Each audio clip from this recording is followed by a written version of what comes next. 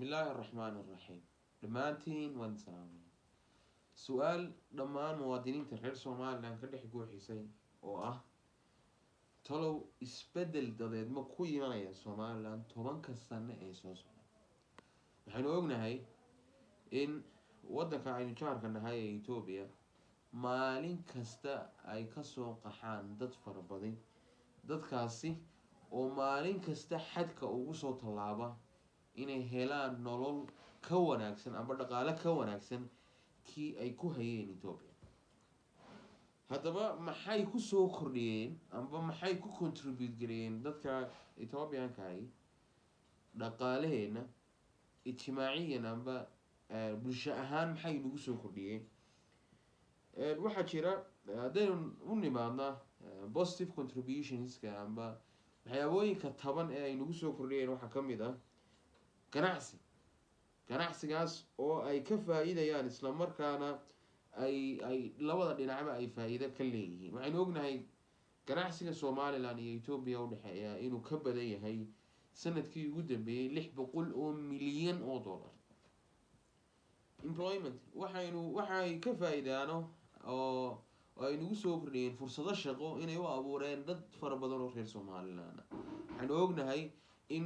sector fara badan oo dhaqaalaheenu ku tiirsan yahay sida agriculture-ka amba agricultural products-ka amba waxyaabooyinka beeraha ka soo go'a khudaarta iyo qaadka iyo waxyaabooyinkaas oo dhan in laga keenay Ethiopia taas oo u abuurtay fursad dhaqaale dad muwaadiniin ah oo reer Somaliland waxaynu ognahay cultural exchange amba isbedel baankii sheeg dhaqan waayo waxa laga yaabaa haddii laga waayo bulshada cultural diversity waxaan la yiraahdaa waxay noqotaa caqabad aad u weyn waxa kale oo ay nimankan Ethiopian-ku ay ku soo kordhiyeen Somaliland wadeer cuisine oo meel kasta oo imkaad ka laabto xabashi bun xabashiyeed amba raysna xabashiyeed badkeelisa hadaynu u nimaadno maxay naga xumeeyeen amba maxaa wax xumo oo ay ku soo ay nagu hayaan horta resource-ka way nagu la tartamayaan waxay nagu la tartamayaan dhulkii waxay nagu la tartamayaan biyihii waxay nagu la tartamayaan dhammaan wixii resource ee Somaliland yaalla illegal immigration waxa kale oo ay si taban ay u leeyihiin in ay markasta Somaliland u soo galayaan sifa aan sharci ahayn waxa weeye dadka Ethiopian-ka qaar ka mid ah waxa lagu eedeynayaa in ay bilaadanka ka baayac mushtareeyaan iyo inay daroogada wadanka soo galiyaan Somaliland waa wadankeygii waa wadankeeni ma ku iman kartaa waxaan luqadda ajnabiga lagu yiraahdo demographic change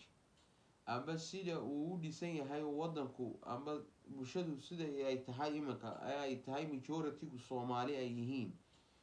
10 sano soo socda Soomaali ma noqon karna kaliya mise qoomiyad kale ay nagu soo beeri karta oo wadata saameynteeda isla markaana leh xaq muwaadinimo maadaama oo ay ku dhasheen 3 generation amba 4 generation oo kale waxaan rajaynayaa su'aashaas inaan si kooban ugu jawaabay laakiin waxaan rajaynayaa oo kale bulshada haddii diversity laga waayo waa caqabadeeda laftirkeedu laakiin waxaan rajaynayaa wadanka aynu walaalaanahay ee Ethiopia amba saaxiibada nahay ee Ethiopia inay naga dhaxaysa cilaaqaad wanaagsan waan ogahay laakiin waa in loo yeela isla markaana ay xukuumaddu ka war haysaa tirada dhabta ah ee Ethiopian-ka ah ee Somaliland ku sugan fariintan waxaan gudbinayaa anigoo Khadar Nuur Ismaaciil